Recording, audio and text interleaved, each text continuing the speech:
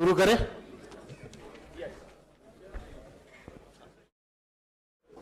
Press के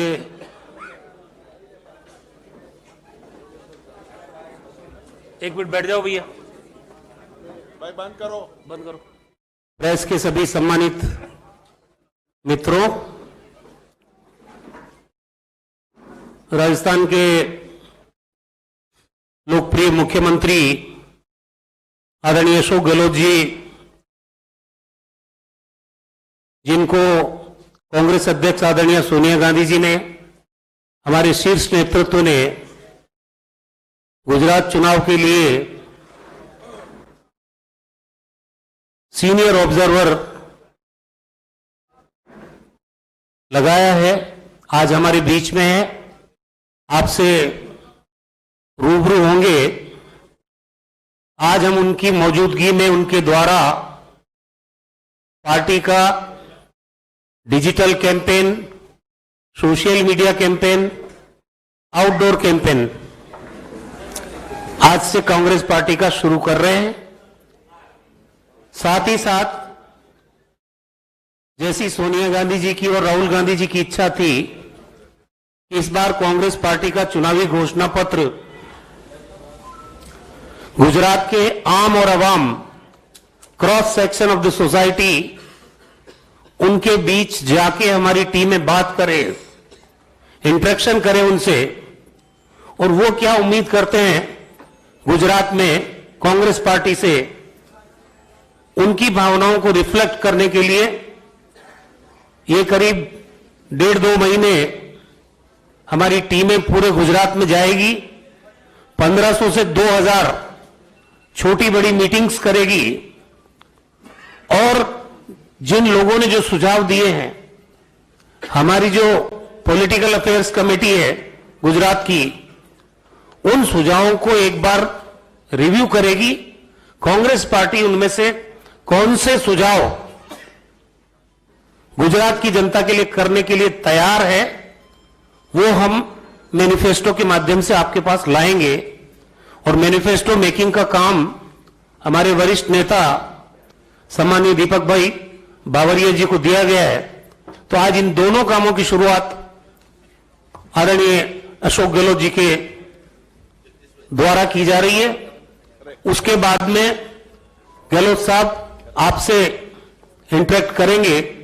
तो मैं आदरणीय गहलोत साहब से निवेदन करना चाहता हूं कि जो हमारा होर्डिंग्स है, एक सैंपल के रूप में जो डिस्प्ले होगा पूरे गुजरात में, उसकी एक बार आप लॉन्चिंग कर दें। उसके बाद जो मैनिफेस्टो मेकिंग का प्रोग्राम है, उसकी भी लॉन्चिंग हो जाए। लाओ भाई,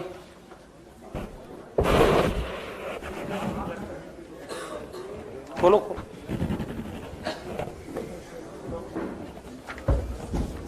आप खोलो।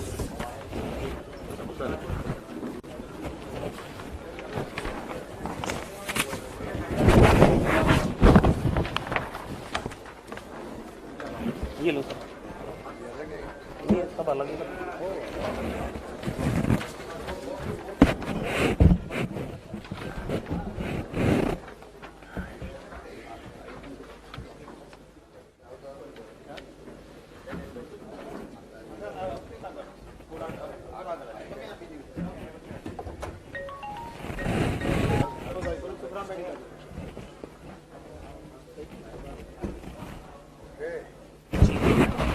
एक मिनट।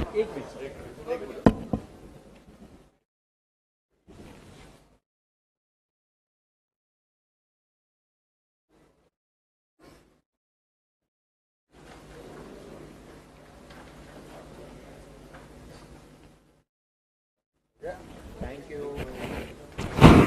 अब साथ ही ये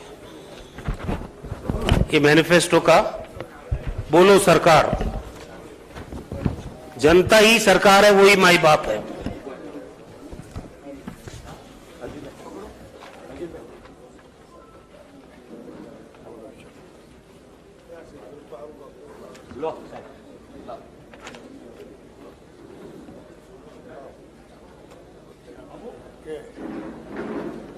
ठीक है।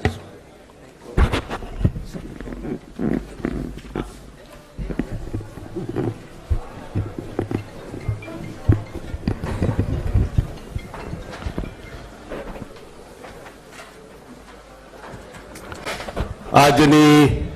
પ્રેસ વાર્તામાં અમારી સાથે ઉપસ્થિત રાજસ્થાનના યશસ્વી મુખ્યમંત્રી અને ભારતીય રાષ્ટ્રીય કોંગ્રેસના વરિષ્ઠ નેતા આદરણીય અશોક ગેહલોત સાહેબ, એઆઈસીસીનું અમારું આખું સંગઠન, ડોક્ટર રઘુ શર્મા સાહેબ, માન્ય શક્તિસિંહભાઈ, માન્ય ભરતભાઈ, માન્ય સિદ્ધાર્થભાઈ, માન્ય અમિતભાઈ, માન્ય દીપકભાઈ, માન્ય અમીબેન યાજ્ઞિક, માન્ય સોનલબેન, લાલજીભાઈ, રામકિશન ઓઝાજી, વીરેન્દ્રસિંહ રાઠોડજી, ઉષા નાયડુજી, અમારા કાર્યકારી અધ્યક્ષ ભાઈ લલિતભાઈ કથગરા, ઋત્વિકભાઈ મકવાણા, हिम्मतसिंहजी पटेल, हमारा विपक्ष ना नेता भाई सुखराम भाई, शैलेश भाई, डॉक्टर सीजे चावड़ा, हमारा प्रवक्ता भाई मनीष, हेमांग, मनहर भाई अने भारतीय राष्ट्रीय कांग्रेस ना प्रखर प्रवक्ता आदरणीय पवन खेराजी पण अपनी वच्चे हाजर छे। त्यारे हूँ अशोक गहलोत साहेब ने निमंत्रित करीश के साहेब आओ अने गुजरातना पत्रकार भाईओ साथे वार्तालाप करो।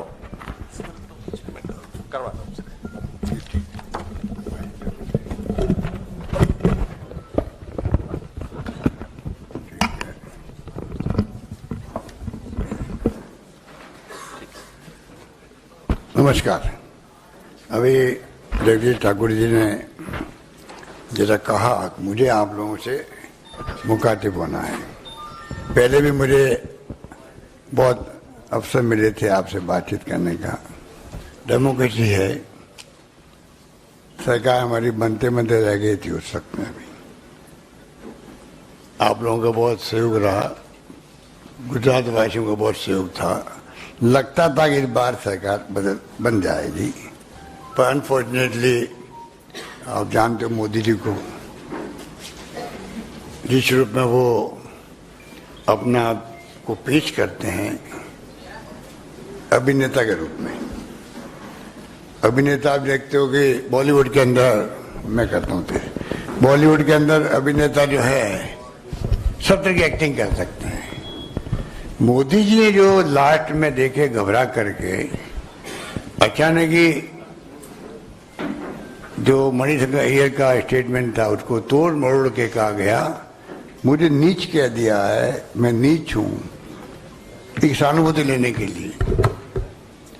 और प्लेन उतारे पानी के अंदर उस वक्त में जो जिस रूप में वो पेश आए, विकार पागल हो गया, विकार गांडो छे जो बोल रहे थे। हर व्यक्ति की जबान पर ही था विकास के बारे में।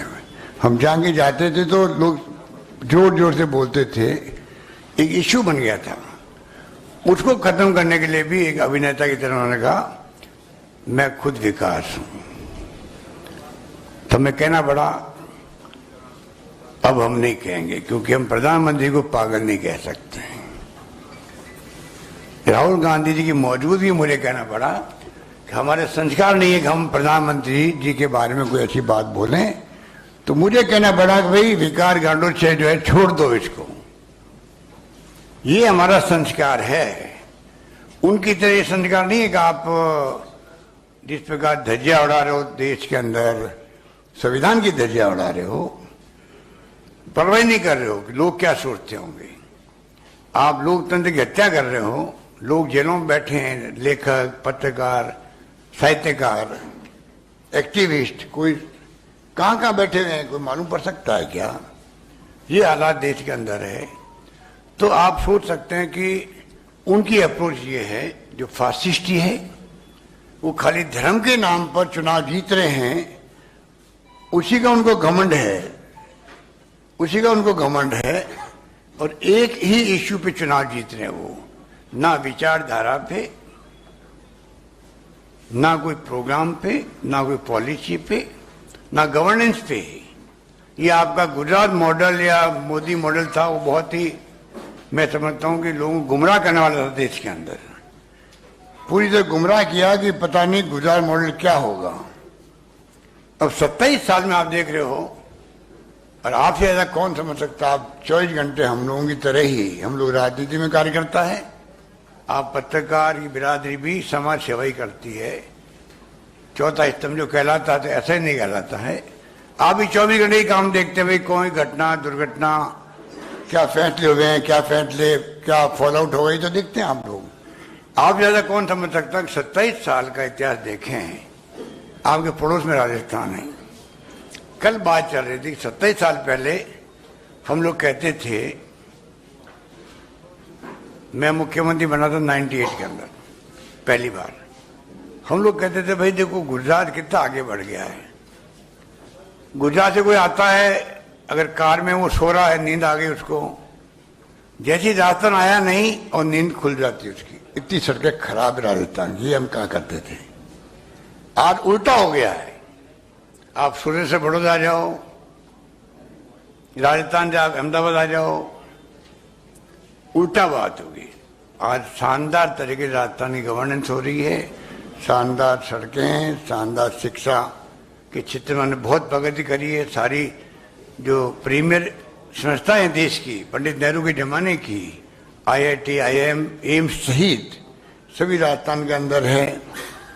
शिक्षा में, स्वास्थ्य के अंदर हमने पूरे मुल्क के अंदर नंबर 1 हम लोग हैं। आपको आश्चर्य होगा कि चिरंजीवी योजना हमने बनाई है, राइट टू हेल्थ का बिल ला रहे हैं हम लोग। सोशल सिक्योरिटी है, कोई रेवड़िया नहीं है। प्रधानमंत्री जी कहते हैं रेवड़िया हैं। आज हर इंसान को सोशल सिक्योरिटी चाहिए, विदेशों की तरह। आज हम लोग भी 21st सेंचुरी में पहुंच गए हैं। हमने पूरा इलाज IPD free, OPD free, 5 lakh नहीं 10 लाख बीमा कर दिया, पूरे प्रदेश वासियों को कर दिया, अमीर गरीब कोई नहीं।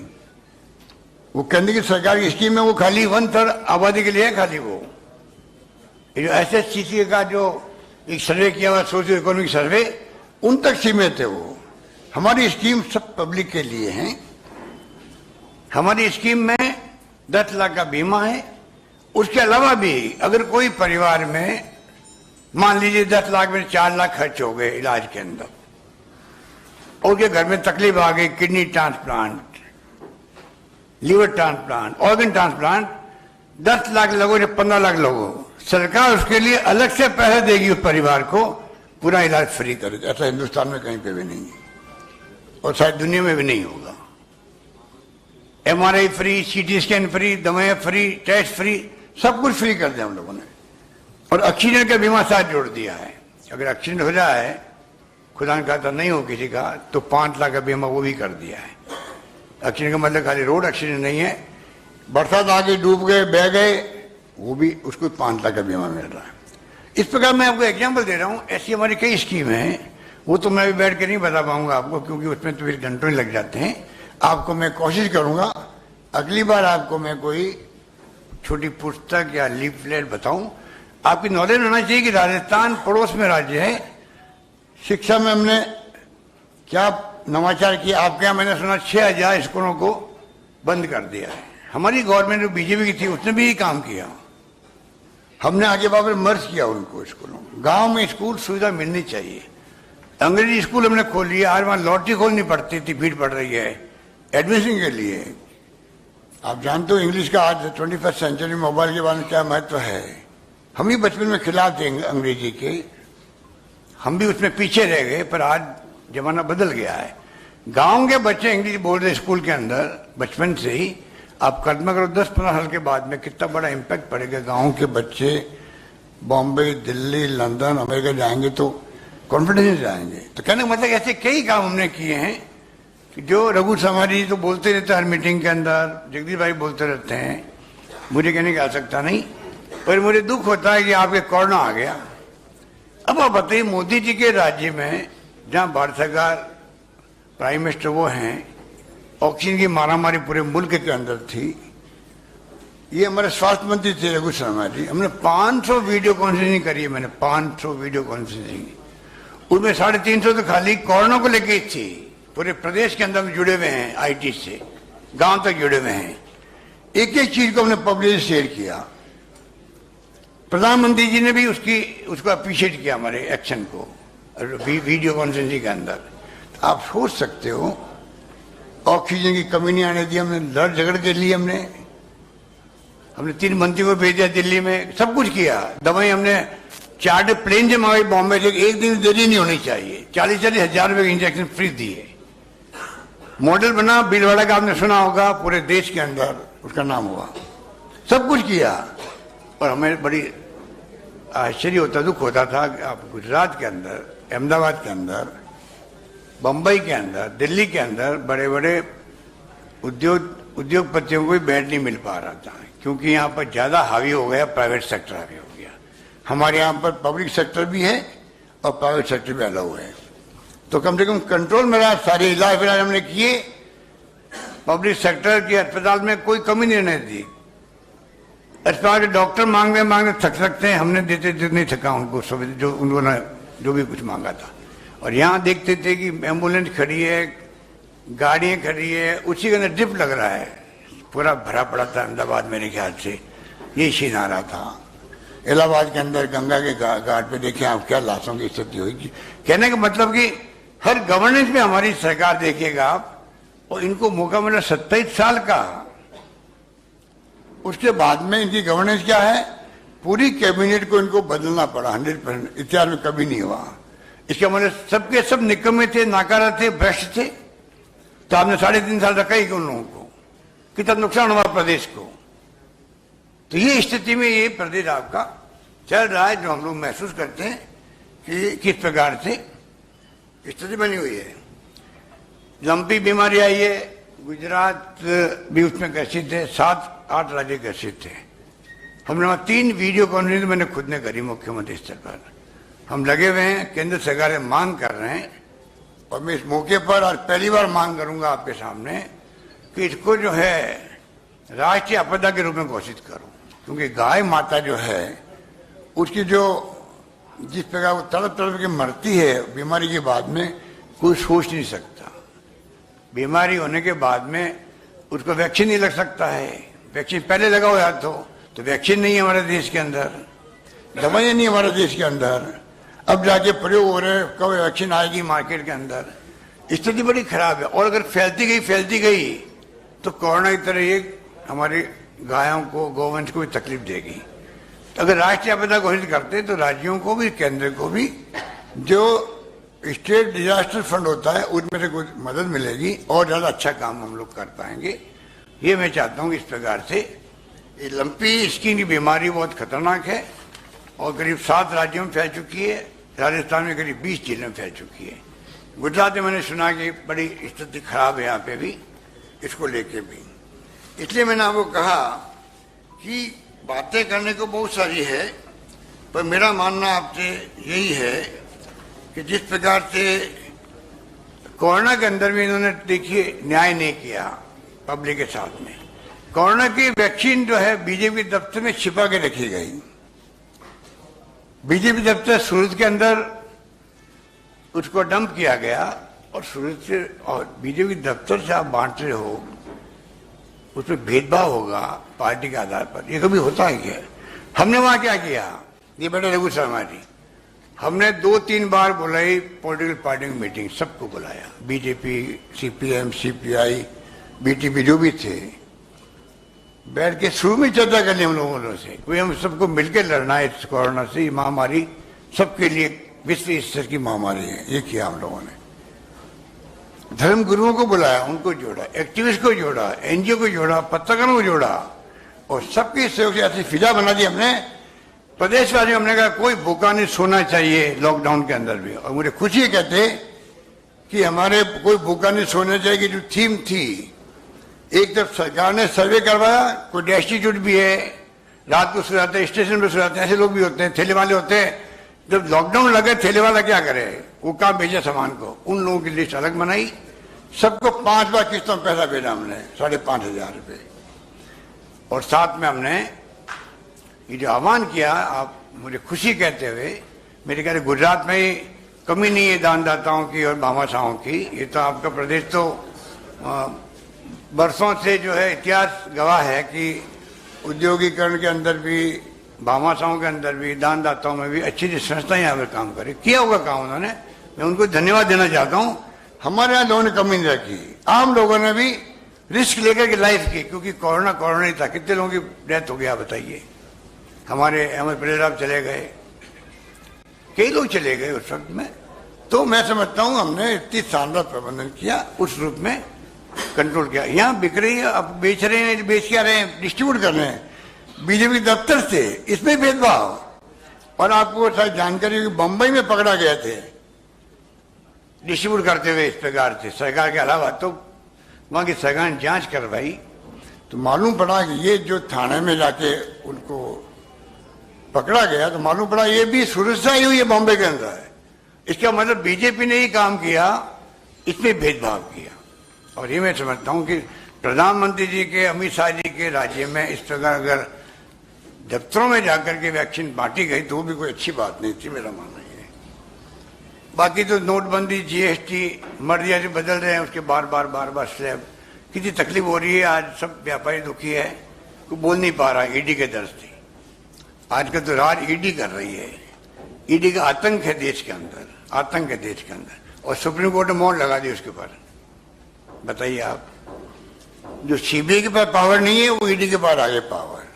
बिना आपके घर में घुस करके आपको अरेस्ट कर सकते हैं, नोटिस दिए हुए, बिना कारण बताए हुए, बिना कारण बताए अरेस्ट कर सकते हैं, बिना कारण बताए आपकी संपत्ति सीज कर सकते हैं, बिना कारण बताए हुए।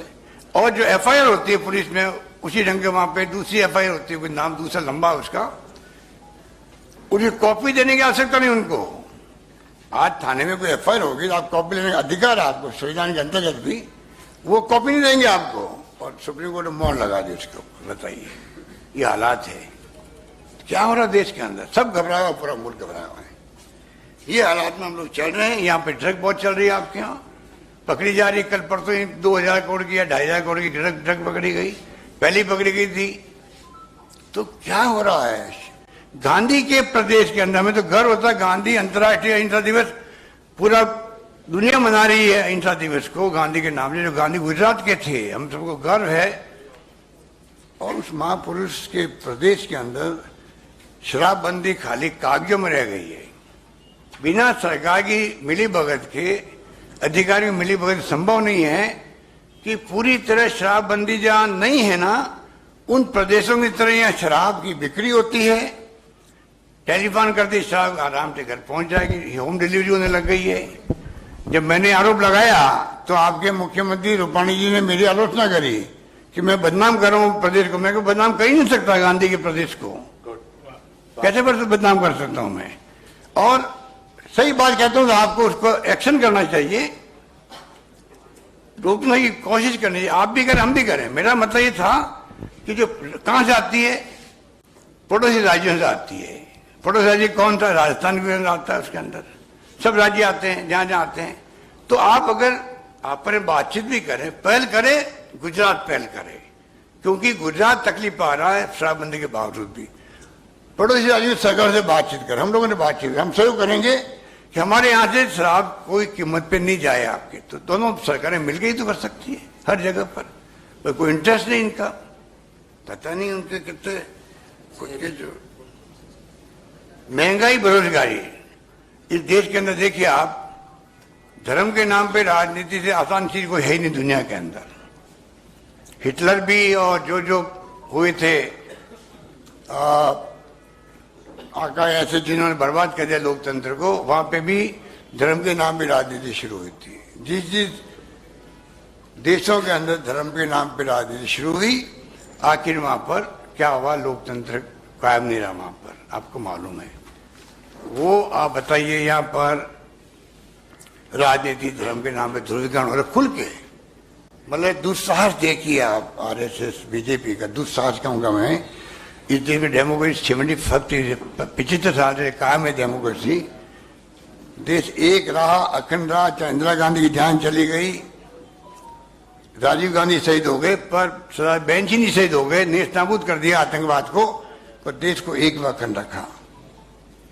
लोकतंत्र की तारीफ पूरी दुनिया में होती है कि इतने बड़े मुल्क में 135 करोड़ की आबादी है, धर्म जाति वर्ग अलग अलग है, तब भी इस मुल्क में कैसे लोकतंत्र कायम रह गया। पाकिस्तान हमारे साथ आजाद होगा धर्म के नाम पर, मुस्लिम धर्म के नाम पर, और दो टुकड़े हो गए। तो अगर हिंदू धर्म के नाम पे हिंदू राष्ट्र बनाना चाहते हो तो पाकिस्तान गुजरा हमारे सामने, वो भी एक धर्म के नाम पे अलग हुआ था, और दो टुकड़े हो गए यार उसके। क्यों हो गए? एक धर्म के होते हुए भी हो गए। यहाँ तो अलग अलग धर्म भी, वहाँ भाषाएं अलग थी, बांग्लादेश की अलग भाषा है, वहाँ की अलग भाषा थी, वो भी एक कारण था। तो क्या होगा इस देश के, इतनी भाषाएं, तमिलनाडु वगैरह आपको मालूम है आजादी के बाद से ही लगातार कई तरह की वहाँ पर हिंदी को लेके इंग्लिश को लेके कई आंदोलन हुए वहाँ पे, आत्मदाह लोगों ने किए जमाने के अंदर। आप लोग जो सीनियर बैठे उन सबको मालूम होगा उस जमाने में क्या क्या नहीं होगा। तो ये जो बात आज आ रही है बेरोजगारी की, महंगाई की, कांग्रेस 28 तारीख को, मैं समझता हूँ संवत 28 को होगा, या शक्ति सिंह जी हमारे बैठे होंगे, इनको मालूम होगा कि डेट फिक्स करके जल्दी एक राष्ट्रीय स्तर पर रैली करेगी कांग्रेस। राज्यों में, जिलों में, ब्लॉक में अच्छी रैली हुई हमारी। पब्लिक तंग आ गई है बेरोजगारी से, हाहाकार मचा हुआ युवाओं के अंदर, और महंगाई की तो जान निकल गई, महिलाएं दुखी हो गई, अपने परिवार का खर्चा नहीं चला पा रही है। तो ऐसी स्थिति में देश चल रहा है। और बेरोजगारी में आप देखें तो राजस्थान में 3 लाख नौकरी हैं, 1.25 लाख नौकरी लग चुकी है, 1 लाख 1.25 लाख नौकरियों का प्रोसेस चल रहा है, और 1 लाख नौकरी में भी और अनाउंस किया बजट के अंदर। और यहाँ मैंने सुना बेचारे जो 25-25 साल से, 20-20 साल से, 15 साल से कर्मचारी बैठे हैं, वो भी टेम्पररी है, कोई कॉन्ट्रैक्ट का कोई आपने कोई सिस्टम बना रखा है, उसके आधार पर आप उनको मतलब चला रहे हो। मेरे ख्याल से वो क्या सिस्टम है, अलग ही सिस्टम है, तो वो सिस्टम अलग ही है, कोई बात नहीं, क्या सिस्टम होगा। तो ये सिस्टम से वो चल रहा है। तो ये मैं कह रहा था आपको कि वो लोग जो है फिक्स वेतन कॉन्ट्रैक्ट प्रणाली आपके यहाँ है, फिक्स वेतन कॉन्ट्रैक्ट प्रणाली आउटसोर्सिंग करके करते हैं। क्या जुल्म हो रहा है, क्या पता नहीं। आपके यहाँ के जो कर्मचारी बेचारे ऐसी परिवार से आते होंगे, क्योंकि ये सक्षम राज्य आपका है फाइनेंशियली भी, तो मैं समझता हूँ यहाँ ज्यादा वो लोग आते होंगे जो बहुत ही ज्यादा तकलीफ में होंगे, वो आवाज नहीं उठा पा रहे होंगे उनके। ऐसा कभी होता नहीं है, स्ट्राइक हो जाती है, आंदोलन करते हैं लोग बाग, कर नहीं पा रहे होंगे। ओल्ड एज पेंशन आपने सुना होगा, मैंने लागू की है, ओल्ड एज पेंशन लागू करी राजस्थान के अंदर। आप बताइए, नई पेंशन शेयर मार्केट के आधार पर तय होती है, नई पेंशन। कल्पना कीजिए आप, यूक्रेन का युद्ध भी आ गया, उस पर कौन सा युद्ध आ जाए, जब वो बेचारा 35 साल बाद रिटायर होगा ओल्ड एज के अंदर, तब पेंशन मिलेगी। शेयर मार्केट का उस पर रेट क्या है, उनकी पेंशन उससे लिंक कर दी उन्होंने नई पेंशन को। ये मानवीय दृष्टिकोण के खिलाफ थी, तो हमने ओल्ड एज पेंशन लागू वापस करी राजस्थान के अंदर। पूरे देश में कर्मचारी वेलकम हो रहा उसका, खाली छत्तीसगढ़ ने किया मेरे बाद में, और करने की हिम्मत नहीं कर पा रहे, क्योंकि केंद्र सरकार खुद नहीं कर रही है। तो मैं मांग करूंगा प्रधानमंत्री जी से गुजरात की धरती पर कि आप 27 साल से राज कर रहे हो, यहाँ पर लोग दुखी हो गए आपके राज से, पब्लिक दुखी है, पर आप मैनेजमेंट करके साम दाम दंड भेज दो। कि आप देख ही रहे हो क्या हो रहा देश के अंदर, क्या सरकारें गोवा के अंदर, मणिपुर में बड़े गर्व के साथ में सीना फुलाए चल रहे दिल्ली के अंदर, कि आपके मणिपुर, गोवा, कर्नाटका, फिर मध्य प्रदेश और अभी महाराष्ट्र, राजस्थान को हमने बचा लिया, वरना मैं आपके सामने अभी नहीं बैठा होता मुख्यमंत्री रूप में। मुख्यमंत्री को दूसरा ही होता है यहाँ पर। आप सबके आशीर्वाद से, शुभकामना से मैं बच गया हूँ, वरना मैं यहाँ नहीं रहता मुख्यमंत्री के रूप में, और ना मैं बात कर सकता था। तो ये जो है, ये दुआएं थी प्रदेशवासियों की, हमारे एमएलए ने। देखो आप मेरे साथ में बैठे हुए थे एमएलए, 34 दिन तक बैठे थे। बाहर जाओ, होटल के बाहर पहली किस्त 10 करोड़ की थी, वहां 10 करोड़ की पहली किस्त थी, पूरे छोड़ के बैठे रहे। इतिहास में कहीं नहीं सुना होगा आपको। बीएसपी के साथ जुड़े मुझसे, 1 रुपया हमने नहीं दिया उनका, आज तक 1 रुपया नहीं दिया। ऐसा कभी होता है राज्यों में? इंडिपेंडेंट साथ दिया हमारा एमएलए ने, कोई हमने 1 रुपया उनको नहीं दिया बेचारों को, फिर भी 4.5 साल से साथ दे रहे हम लोग का। ये गुडविल होती है सरकार की, उसके आधार पर राजस्थान सरकार चलती है। यहाँ की तरह नहीं है कि जीतने के बाद में आप तोड़ रहे हो कांग्रेस एमएलए को। ये गुजरात का मॉडल, गांधी का मॉडल होना चाहिए कि ये मॉडल कौन सा आ गया, मोदी का मॉडल कौन सा आ गया कि जीत गए आप, मेजोरिटी आपकी है, सरकार गिरने की कोई संभावना नहीं है, तब भी तोड़ करके आप चुनाव करवा रहे हो। 17 महीने 12 में ऐसे किया इन लोगों ने। राज्यसभा चुनाव में ऐसे करते हैं, चुनाव पोस्टपोन करवा देते हैं राज्यसभा के लोग। अभी हॉस्टल पूरी नहीं हुई हमारी, हम कैसे बोल सकते हैं? हमें मालूम है कि इनके साथ हमारे चुनाव पोस्टपोन हो गए थे राजस्थान के अंदर, क्योंकि हॉस्टल पूरी नहीं हुई थी यहाँ पर शक्ति सिंह के चुनाव पे। वही तो कह रहा हूँ, मैं उसी की बात कर रहा हूँ कि आप और भारत भाई के चुनाव में वो हॉस्टल पूरी उस वक्त हुई नहीं थी उनकी। वहां पे हमारे वेणुगोपाल जी थे।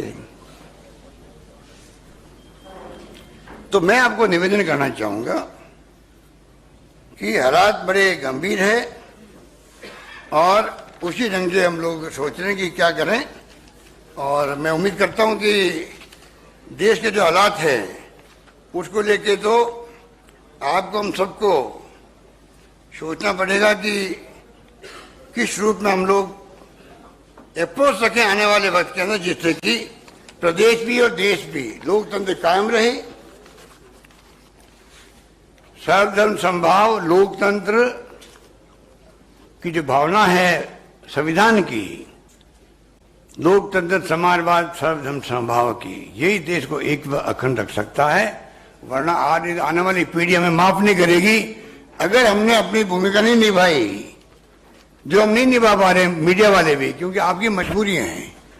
इस कोरोना में आप लोगों की तनख्वाहें कम हो गई होगी, कई लोगों की, आप मेरे कई लोगों की नौकरी चली गई होगी, क्योंकि मालिकों पर इतना दबाव है ईडी का, सीबीआई, इनकम टैक्स का, कि आपके मालिक लोग, आपके मीडिया वाले जो मुझे ये कैच कर रहे हैं, नेशनल मीडिया वाले भी, इनके सबके मालिक डरे हुए हैं। इसलिए गोदी मीडिया नाम पड़ा, गोदी मीडिया। बताइए आप, तो ये क्या कर रहे हैं? तो मेहनत करते हैं, दिन भर रात भर मेहनत करते हैं, घूमते हैं फिरते हैं कि भाई कोई हम पीछे नहीं रह जाना। इनमें कंपटीशन चलता रहता है, हमें ये बहुत धक्के लगाते रहते हैं, मौका लगता है भाई 1-2 मिनट की बाइट दे दो आप, इतनी मेहनत करते हैं। बाकी तो आप जानते हो कि मालिकों की स्थिति जो अलग है, उस पर आप क्या कर सकते हो। तो मैं खुद इन बातों को महसूस करता हूँ, इसलिए मैंने आपसे शेयर कर लिया। धन्यवाद आपका। आपने 2 बार बोला ईडी की बात की आपने, तो ईडी 2005 के बाद ईडी आई, उसके बाद जब अरुण जेटली फाइनेंस मिनिस्टर थे, क्या कर रहे ईडी के बारे में, अरुण जेटली फाइनेंस 2005 में आई, तब उसने बजट में ये जो ईडी का करेक्शन, उसका जो सुधारा कांग्रेस के बहुत कम, तो उसने देखा नहीं कि भाई अरुण जेटली ये करेक्शन कर रहे जो डेंजरस है, तो वो उसके लिए कांग्रेस भी इतनी जवाबदार है कि भाई ईडी में जब करेक्शन हुआ तब अरुण जेटली फाइनेंस मिनिस्टर थे और उसने इस फाइनेंस के दबाव से पता न चला, इसलिए उसमें ईडी की ये गंभीर जो आपने बोली शर्तों कि एफआईआर नहीं दिखा सकते, वो सब अरुण जेटली ने लोकसभा में पेश की। तब कांग्रेस ने कोई विरोध नहीं किया, वो पूरा उसका स्टडी नहीं किया जब कांग्रेस का था। और दूसरा प्रश्न मेरा यह है कि आप गुजरात में कांग्रेस की सरकार आने की बात कर रहे हैं, लेकिन यहाँ का एक सर्वे ऐसा बोलता है आप और कांग्रेस साथ होंगे तो ही आपकी सरकार बन सकती है। आप पार्टी और कांग्रेस साथ में मिलकर लड़ते हैं तो ही हो सकती है। और तीसरा, आपने गाय की बात की, लेकिन भारत सरकार में जो कृषि मंत्री है उसको 4000 करोड़ का बजट दिया है, पर गाय 4 आना, पर गाय 4 पैसे मिलते हैं, पर गाय दीठ 4 पैसे आते हैं। भारत का कृषि प्रधान के पास 4000 करोड़ का बजट, तो ये आएगा ही नहीं। गाय के भाग एक गाय दीठ 4 आने आते हैं, तो उसमें गाय का काम क्या होगा?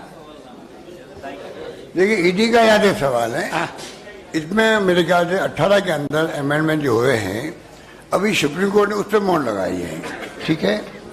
पर सुप्रीम कोर्ट से कई एक्टिविस्ट ने डिमांड करी है कि उनको पुनर्विचार करना चाहिए, इसके अंदर पुनर्विचार करना चाहिए।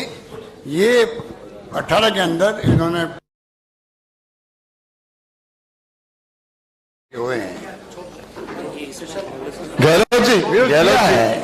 विरोध किया था, पर वो विरोध कौन, आप बताइए। मोदी जी के राज में लोकसभा में या अब तो राज्यसभा में भी मेजोरिटी होगी उनकी, कोई विरोध चलता है क्या वहां पर? गहलोत जी, एक क्वेश्चन है। हाँ, हेलो, ये बताइए कि जालोर में जो हादसा हुआ है उसके अलावा अगर बात की जाए तो 10 दिन पहले दलित महिला को जिंदा जला दिया भाई क्या बोल रहे हैं? जालोर में जो हादसा हुआ और महिला को जिंदा जला दिया राजस्थान में। देखिए, जालोर की घटना जो हुई है ना, वो बहुत ही, मैं समझता हूँ कि अभी मैंने 15 अगस्त के दिन कहा आप साथियों को कि देश के अंदर जो छुआछूत आज भी है देश के अंदर, ये मानवता पे कलंक है ये। और मैंने ये भी कहा आरएसएस बीजेपी को चाहिए, ये हिंदुत्व की जो बात कर रहे हैं, हिंदुत्व बात तो वही कर रहे हैं, एक तरफा ध्रुवीकरण कर रहे हैं, तो उनको पहला काम ये करना चाहिए देश के अंदर। पहले कम से कम शेड्यूल कास्ट के जो हमारे साथी है दलित, वो भी हिंदू ही है, ओबीसी वाले हिंदू ही है, तो पहला काम तो ये करना चाहिए आरएसएस बीजेपी को, इनके आपने भेदभाव मिटाएं, छुआछूत को मिटाएं, और भी भेदभाव होते थे एक तरह के, वो सब मिटने चाहिए। तो हमारी सरकार की सोच ये जो मैं बोल रहा हूँ। अब जहाँ तक बात जालोर की बात आई, एक टीचर जो था स्कूल का मालिक था, उसका पार्टनर भी ऑफिशियली अनऑफिशियली एक शेड्यूल कास्ट का ही है। उस स्कूल में 4-5 टीचर शेड्यूल कास्ट के हैं, 20-30-40 बच्चे शेड्यूल कास्ट पढ़ते हैं।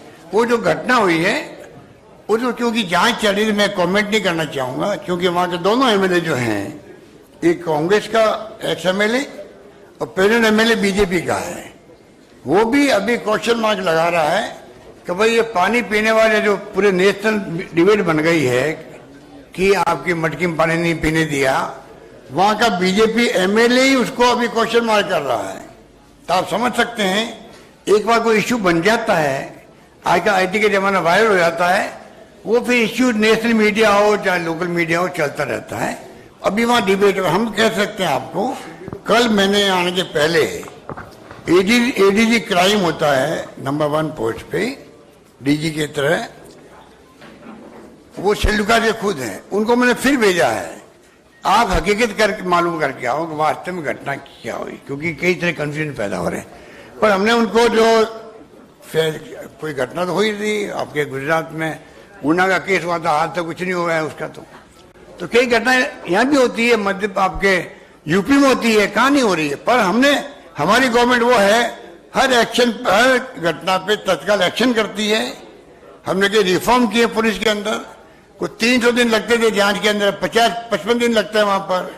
एफआई आपको जान के खुशी होगी, हिंदुस्तान में एकमात्र राजस्थान राज्य जहां पर एफआईआर हमने कंपल्सरी कर दी थाने के अंदर। पहले लोग भगा देते थे गरीब लोगों को, बेइज्जती करते थे बोलने के अंदर, अब आपको एफआईआर कंपल्सरी कर दिए, रजिस्टर्ड होगी, वरना एसपी के ऑफिस में होगी। आज वहां पर पहले 15-16 केस आए थे एसपी के ऑफिस में, अब कोई नहीं आता है। और इस प्रकार से हम लोगों ने प्रोएक्टिव हुए काम कर रहे हैं, हम लोग अरेस्ट कर देते हैं मुजरिम को, यही होता है।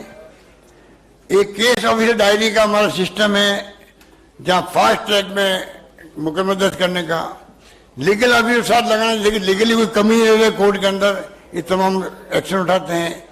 गरीब को मुआवजा कितनी दे दो भले ही, वो मुआवजा पूर्ति नहीं कर सकते उसकी मृत्यु की, हम जानते हैं इस बात को, पर फिर भी हमने कोई कमी नहीं रखी है। कांग्रेस प्रेसिडेंट ने, राहुल जी ने कहा इनको आप प्रदेश कांग्रेस कमेटी एक्स्ट्रा मदद करवा दीजिए, वो भी करवा दी गई है।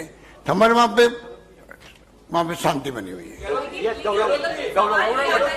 एक मिनट ललित भाई, एक minute law and order situation पे सवाल होता है, खड़ा होता है, एक विचारे चांद साफ हो गए। एक मिनट उसकी भी मौत हो गई। गौरव भाई, सिचुएशन पे क्या कहेंगे, राजस्थान के लॉ एंड ऑर्डर सिचुएशन पे क्या बिल्कुल सही है लॉ एंड यस, एक मिनट, हमारे यहाँ तो बहुत अच्छी है, गौरव भाई, लॉ एंड ऑर्डर राजस्थान के अंदर बहुत अच्छी है, बेहतर है, अन्य राज्यों के मुकाबले की बेहतर है वहां पर। एक मिनट ललित भाई, एक मिनट गौरव पूछो। आम आदमी पार्टी मैदान में है, उन्होंने अपने दल और घोषित कर दिए है। आज आम आदमी पार्टियों की दूसरी हिस्सेदारी करने जा रही है। हमने कांग्रेस में देखा है कि जब तक चुनाव का पर्चा दाखिल करने का आखिरी नहीं होता तब तक कहने की कोशिश नहीं होती। इस बार क्या है, उम्मीदवारों की घोषणा आम आदमी पार्टी और और भाजपा से कि आम आदमी पार्टी ने ऑलरेडी 10 उम्मीदवार घोषित कर दिए। आप जल्दी, आप कहते भाई कि जल्दी कराएंगे। इस बार कांग्रेस पार्टी भी समय से पहले उम्मीदवार घोषित करेगी। यस, एक मिनट ललित भाई, एक मिनट। यस, शत्रु भाई, शत्रुघ्न शर्मा। 2017 में आप प्रभारी और 2022 में आप 2017 के चुनाव के बाद काफी आपके सीनियर और काफी युवा नेता छोड़कर चले गए। अभी क्या चुनौती महसूस कर रहे हैं 2022 में? क्या स्थितियां बदली हैं और कांग्रेस के लिए कितना यहाँ पर मौका है? क्या काफी लोग छोड़ के चले गए 17 के बाद। राजस्थान, यहाँ पे गुजरात में अब क्या चुनौती है?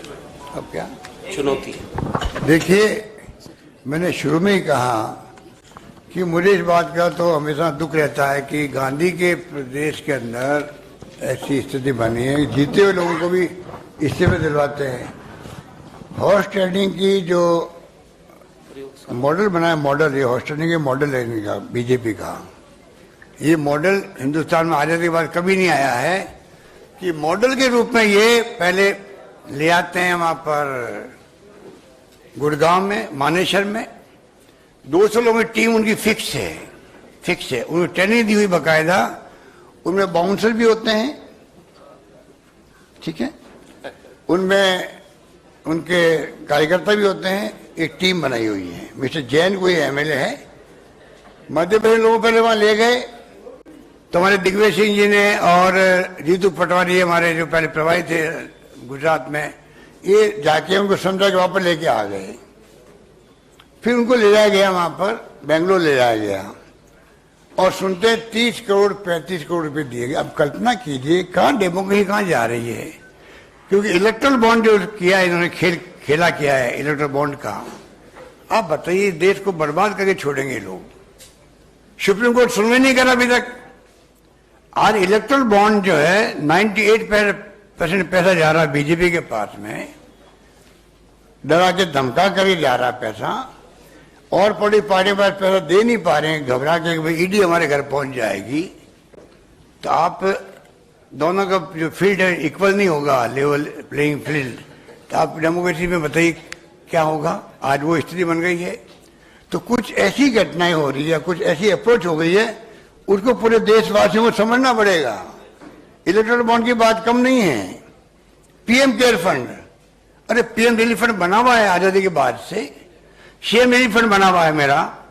अब मैं अलग से सीएम केयर फंड बना लूं और इंडस्ट्री वालों में चंदा इकट्ठा करके मैं मेरी मर्जी से खर्च करूं, ये क्या भाई कहाँ की समझदारी है? ट्रस्ट बना दिया 4-5 लोगों का। पीएम केयर फंड जो होता है उसके अंदर बाकायदा सीएनएजी ऑडिट करता है उसका पैसा। पीएम केयर फंड का कोई ऑडिट नहीं कर सकता है, आरटीआई से नहीं पूछ सकते हो।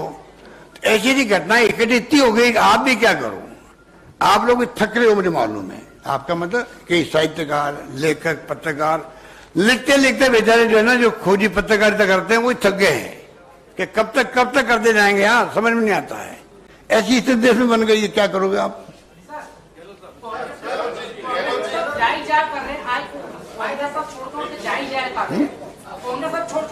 छोड़ के जा ही जा रहे हैं। ज्यादा चिंता उसकी मत करो। बात सुनो भाई, इसमें देखो बात सुनो। अरे सुनो, इंदिरा जी के वक्त में भी जब इंदिरा जी चुनाव हार गई थी ना, तो लोगों ने कहा गया और आज कभी वापस नहीं आता है, ठीक है ना।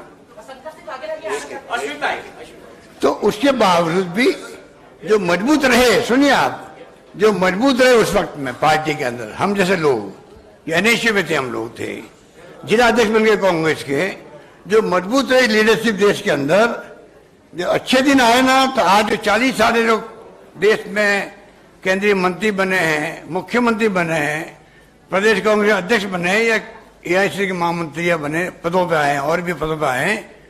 वो तमाम वो लोग आए जो मुसीबत में इंदिरा गांधी के साथ खड़े थे।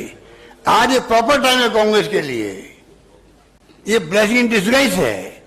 जो नई पीढ़ी है, नए लोग हैं, पुराने लोग जो समझदार है, कमिटमेंट वाले लोग हैं, निस्वार्थ नहीं रखते हैं, उनका ही आने वाले वक्त के अंदर इस देश के बचाने में काम आएंगे वो लोग। मैं इसको इस रूप में मानता हूं आप लोगों के सामने, क्योंकि पत्रकारों में अपना परिवार ही मानता हूं हमेशा सब जगह, कि आज देश को कांग्रेस की जरूरत है देश बचाने के लिए। अगर कांग्रेस की जो विचारधारा है वो देश की विचारधारा, देश का डीएनए और कांग्रेस का डीएनए एक सा है, और वो वही है जो संविधान की मूल भावना है। किसी पार्टी के अंदर ये नहीं है। कांग्रेस मजबूत होना आवश्यक है देश के लिए। नमस्ते सर, गुजरात प्रदेश सरपंच मंसूरी, 2 सवाल है आपसे। एक तो आप चुनाव के बाद आम आदमी से समाधान करोगे, और दूसरी बात ये कि अगर देश की हालत इतने सारे खराब है तो कांग्रेस असरकारक विपक्ष की भूमिका क्यों नहीं निभा रही? आम आदमी पार्टी के साथ चुनाव के बाद समझौता करोगे क्या? दूसरा, कांग्रेस अपोजिशन का रोल असरदार तरीके से। देखिए ये तो काल्पनिक क्वेश्चन आपका है, आप पार्टी के साथ में, वो तो छोड़िए। और जहाँ अभी चुनाव जवाब तो देने दो।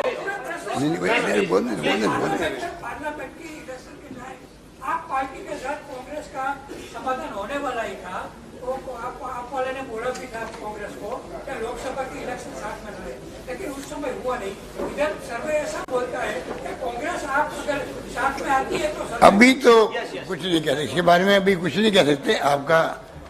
आपने क्वेश्चन बड़ा पूछा, सोच समझ के पूछा, मैं समझ सकता हूँ, पर मैं समझता हूँ अभी इसके बारे में एक हमारे लिए काल्पनिक क्वेश्चन है, जो अभी तो चुनाव के मैदान उतर रहे हैं, चुनाव शुरू भी नहीं हो रहे हैं, तो ये बात की बात है। दूसरा क्या है? पूरा करें।